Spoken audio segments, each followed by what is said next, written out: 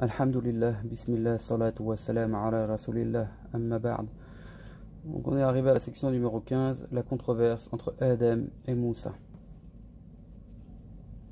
Le prophète alayhi salatu wa salam a dit: Moussa a soulevé une controverse avec Adam, que le salut soit sur eux deux. Tu es celui qui a fait sortir les hommes du paradis par ton péché et les a rendus malheureux. Adam répondit plutôt: Moussa, tu es celui que Allah a choisi par ses messages et sa parole. Me fais-tu reproche d'un fait que Allah avait inscrit à mon encontre avant qu'il m'eût créé ou qu'il avait destiné avant de me créer? Ainsi ajouta le messager d'Allah, sallallahu alayhi wa sallam, Adam l'a emporté sur Moussa par son argument. Ça s'est rapporté par Al-Bukhari, d'après Qutayba, d'après Ayyub ibn al-Najjar, d'après Yahya ibn Abi Kathir, d'après Abu Salama, d'après Abu Hurayra, et c'est aussi rapporté par Muslim, d'après Amru al-Naqid et al-Nasa'i, d'après Muhammad ibn Abdullah ibn Yazid, d'après Ayyub ibn al-Najjar, suivi des mêmes transmetteurs.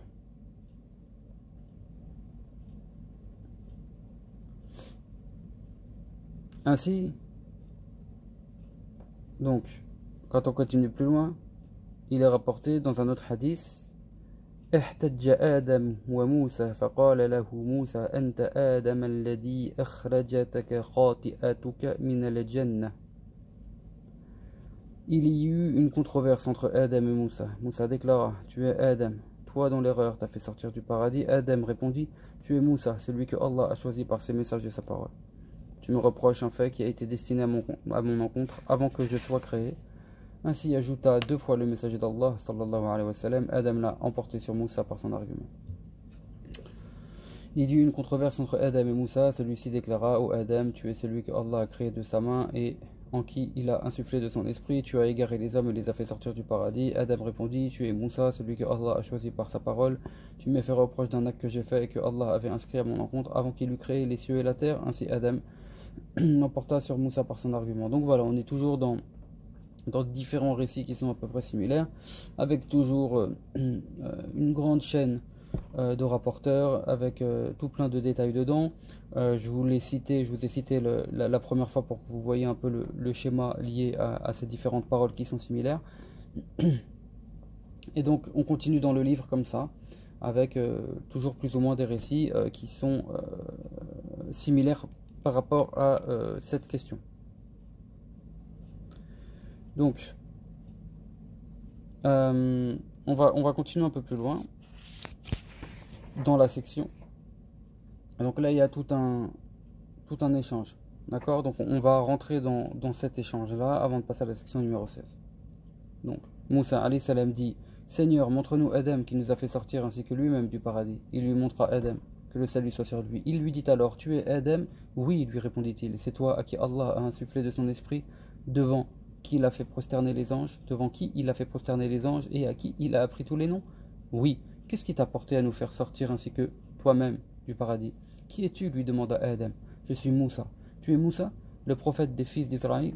Tu es celui à qui Allah a parlé derrière le voile et n'a pas ainsi mis de messager parmi ses créatures entre toi et lui? Oui, répondit-il. Tu me fais reproche d'un fait que Allah a décrété auparavant? Le messager d'Allah, sallallahu alayhi wa sallam, ajouta: Ainsi Adam l'emporta sur Moussa par son argument. Adam l'emporta sur Moussa.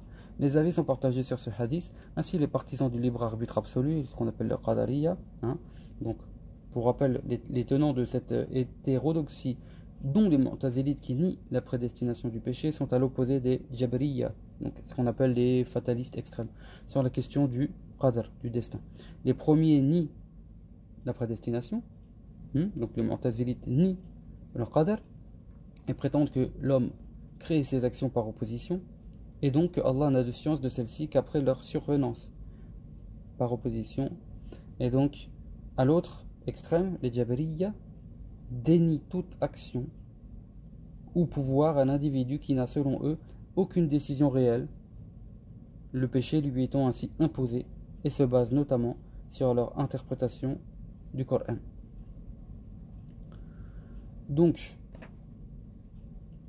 on reprend, les avis sont partagés sur ce hadith. Ainsi, les partisans du libre arbitre absolu, le Qadariya, le rejettent du fait qu'il contient l'affirmation de la prédestination. Donc les Jabriya, les fatalistes extrêmes, y font par contre référence. Ils confortent à première vue l'opinion de ces derniers, du fait des termes Adam l'emporta sur Moussa par son argument. Après qu'il eut tiré argument de la préexistence de son destin, nous répondrons à cela plus loin. D'autres ont dit, il l'a surpassé parce qu'il lui a fait reproche d'un péché dont il s'était repenti. Or, le repenti est comme celui qui est exempt de péché. On a dit aussi, il l'a surpassé car il était plus âgé et plus ancien que lui, parce qu'il était son père, parce que leurs lois étaient différentes, parce qu'il se trouvait alors dans la ville outre-tombe, ce qu'on appelle en arabe El-Barzakh, donc où la responsabilité juridique ne se pose plus. Ce qui est exact, c'est que ce hadith a été rapporté en de nombreux termes, comme on a pu le voir, certains étant relatés dans leur signification et sur lesquels on peut émettre des réserves. Que ce soit dans les deux sahih ou ailleurs, le sens de la plupart d'entre eux tourne autour de ce qui suit. Donc ça c'est important. Moussa a fait reproche à Adam d'avoir fait sortir sa personne et celle de ses descendants du paradis. Et Adam lui a répondu: ce n'est pas moi qui vous en a fait sortir, celui qui a coordonné l'expulsion en fonction de ma consommation de l'arbre, qui a coordonné cela, l'a destiné et l'a inscrit avant que je sois créé, c'est Allah subhanahu wa ta'ala. Tu me fais donc reproche d'un événement qui ne m'est lié au plus que par le fait qu'il m'ait été interdit de manger de l'arbre et que j'en ai mangé. Que l'expulsion soit la conséquence de cela n'est pas de mon œuvre. Je ne vous ai pas fait sortir, ainsi que ma personne, du paradis, mais cela tenait de la prédestination d'Allah subhanahu wa ta'ala et de son œuvre. Et c'est à lui que revient la sagesse en cela. Voilà pourquoi Adam surpassa Moussa par l'argument. Celui qui dément ce hadith est un contradicteur entêté, car sa relation d'après Abu Hurayra radiallahu anhu est à caractère notoire, et ce dernier suffit pour ce qui est de l'honorabilité, de la mémoire et de la justesse. De plus, il a été relaté par d'autres compagnons du prophète, comme on l'a vu. Et quant à celui qui l'a interprété tel que cité plus haut, il se trouve éloigné de la lettre et du sens, et ne sait guère distinguer des Jabariyya. On peut émettre les réserves suivantes sur ce qu'ils ont dit. Premièrement, Moussa ne saurait faire de reproche pour un acte dont l'auteur s'est repenti. Deuxièmement, Moussa a tué une personne qu'on ne lui avait pas prescrit de tuer et a demandé à Allah le pardon pour cela. Et donc on a un passage coranique, donc sourate numéro 28, verset 16, Rabbi inni zalamtu nafsi faghfirli faghfara Allah. Seigneur, j'ai été injuste envers moi-même, pardonne-moi donc, et il lui pardonna. Donc, troisièmement, si la réponse au reproche fait pour un péché consistait à se justifier par la prédestination inscrite pour la personne, cela serait valable. Pour quiconque serait passible de blâme pour son acte. Il pourrait alors tirer argument de la prédestination. Alors, les réparations et les peines ne seraient plus de mise. Si la prédestination était un argument justificatif, chacun pourrait s'en prévaloir pour les actes graves ou futiles qu'il pourrait commettre. Cela conduirait ainsi à de terribles conséquences. C'est pourquoi certains savants ont dit que la réponse de Adam s'appuyait sur la prédestination pour expliquer le malheur, non le péché. Wallahu a'lam. Donc là on va passer à la section numéro 16, après ces petites explications et cette petite conclusion. Alhamdulillah. Donc, le récit de la création de Adam dans les hadiths. Le prophète sallallahu alayhi wa sallam a dit: Allah a créé Adam d'une poignée prise de toute la terre. Ainsi les fils de Adam apparurent selon la terre. Il y a parmi eux le blanc, le rouge, le noir et ce qui est intermédiaire, ainsi que le mauvais, le bon, le commode, le difficile et ce qui est entre cela. Ça c'est rapporté par l'imam Ahmed, entre autres. As-Suddi mentionne que des compagnons du messager d'Allah, qu'Allah les agrée tous, ont relaté: Allah, puissant et majestueux, envoya alors Jibril alayhi salam sur terre pour en rapporter de l'argile. La terre dit: je demande protection à Allah contre toi, par crainte que tu me diminues ou m'enlaidisses. Il revint alors sans en ramener et dit: Seigneur, elle a demandé ta protection, que je demande aussi. Après cela, il envoya Mikaïl. Elle demanda protection contre lui, et celui-ci la demanda aussi pour elle. Il revint donc et dit ce que Jibril avait dit. Il envoya ensuite l'ange de la mort, et la terre demanda protection à Allah contre lui. Celui-ci lui répondit: quant à moi, je cherche protection auprès d'Allah contre le fait de revenir sans exécuter son ordre. Il prit alors du sol à la surface de la terre et le mélangea sans en prendre d'un seul endroit, extrayant de la terre blanche, rouge et noire. C'est pourquoi les fils de Adam apparurent différents. Il remonta donc avec, mouilla la terre jusqu'à ce qu'elle devint de l'argile collante. Allah dit aux anges: Inni khaliqun basharan min tin, fa idha sawaytuhu wa nafkhatu fihi min ruhiya faqa'u lahu sajidin. Je suis créateur d'un être humain à partir d'argile. Lorsque je formerai son image et insufflerai en lui de mon esprit, tombez alors prosterné devant lui. Allah Ta'ala l'a créé de sa main afin qu'Iblis ne se montre pas orgueilleux vis-à-vis de lui. Il le créa être humain, et il a été un corps d'argile pendant 40 ans, à la mesure du vendredi. Les anges passèrent près de lui et furent très inquiets à sa vue. Le plus inquiet était Iblis qui, en passant près de Adam, le frappait. Son corps résonnait alors comme la terre cuite quand elle retentit. Et le Très-Haut a dit ainsi: Min salsalin kal fakhar, d'argile dure comme de la terre cuite. Surat Ar-Rahman, verset 14. Iblis disait alors: Tu as été créé pour quelque chose d'important. Il entra par sa bouche, puis ressortit par son anus et dit aux anges: N'ayez crainte de celui-ci, votre Seigneur est impénétrable alors que celui-ci est creux. Si on me permettait de l'attaquer, je l'anéantirais. Lorsque vint le moment où Allah Ta'ala voulut insuffler en lui l'esprit, il dit aux anges: Lorsque j'insufflerai en lui de mon esprit, prosternez-vous devant lui. Lorsqu'il le fit et que l'esprit pénétra dans sa tête, il éternua. Les anges dirent alors: Alhamdulillah, dis Alhamdulillah. Et il le dit. Allah lui adressa cette prière: Ton Seigneur te fasse miséricorde. Lorsque l'esprit entra dans ses yeux, il observa les fruits du paradis, et lorsqu'il pénétra dans son corps, il eut l'envie de nourriture. Il bondit alors rapidement vers les fruits du paradis, avant même que l'esprit n'atteigne ses pieds. Et c'est ainsi que le Très-Haut a dit: Khuliqal insanu min ajal. L'homme a été créé d'une part de précipitation. Tous les anges se prosternèrent sauf Iblis qui refusa d'être avec ceux qui se prosternent. Donc certains hadiths se rapportent à une partie de ce récit, bien qu'une grande partie de celui-ci tienne des récits israélites, dans ce qu'on appelle les Israéliyat. Donc ce sont des récits issus des scriptuaires juifs et chrétiens, et qu'on ne doit ni confirmer, ni démentir. Le prophète sallallahu alayhi wa sallam a dit: Lorsque Allah créa Adam plutôt, il le laissa le temps qu'il voulut le laisser. Iblis tournait autour de lui, et lorsqu'il vit qu'il était creux, il sut qu'il était une créature qui n'arriverait pas à se dominer. Ça c'est rapporté par l'imam Ahmed. Et il y a aussi un autre hadith: lorsque l'esprit fut insufflé en Adam et que l'esprit atteignit sa tête, il éternua, puis il dit: Alhamdulillah Rabbil Alamin.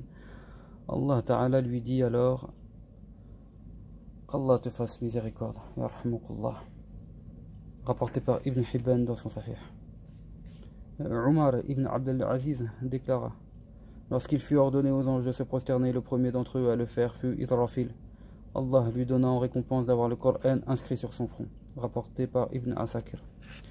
Le messager d'Allah sallallahu alayhi wa sallam a dit: Lorsque Allah créa Adam, il essuya son dos. Alors toutes les âmes issues de sa descendance créées jusqu'au jour de la résurrection tombèrent de son dos. Il mit entre les yeux de chacun de ces êtres humains un éclat de lumière, puis les montra à Adam. Ô Seigneur, qui sont ceux-là demanda-t-il. Ceux-là sont ta descendance. Il vit un homme dont l'éclat de lumière entre les yeux l'émerveilla. Seigneur, demanda-t-il, qui est celui-ci? Cet homme fait partie des dernières communautés de ta descendance. On l'appelle Daoud. À quel âge, Seigneur, as-tu fixé le terme de sa vie? 60 ans.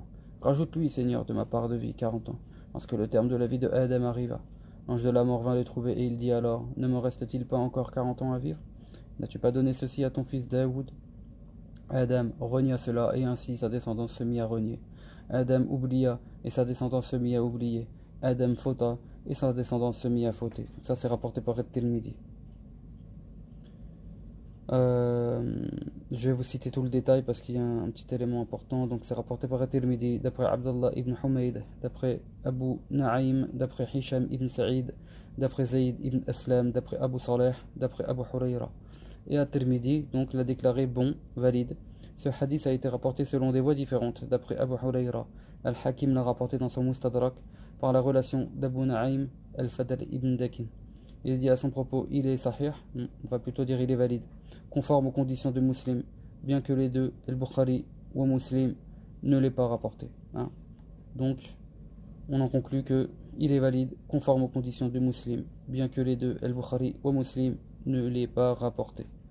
Donc, toujours important de, quand même si des fois ça peut paraître redondant, d'aller dans le détail, parce qu'alhamdoulilah, on a la, entre guillemets, la chance d'avoir ces détails mentionnés en bas de page qui sont très très importants par rapport au récit, parce que vous voyez bien que c'est des récits qui sont mis bout à bout avec de part et d'autre des fois des commentaires de l'auteur, mais il est important aussi de resituer certaines choses.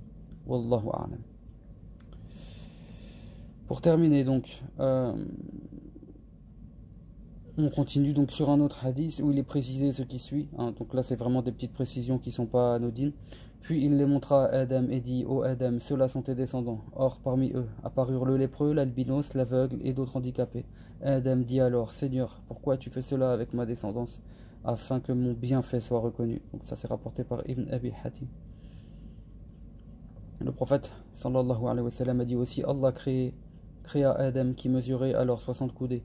Il lui dit ensuite: va saluer les anges que voici et écoute quelle sera leur réponse, car ce sera ton salut et le salut de ta descendance. Adam leur dit: Salam alaykum, le salut soit sur toi ainsi que la grâce d'Allah.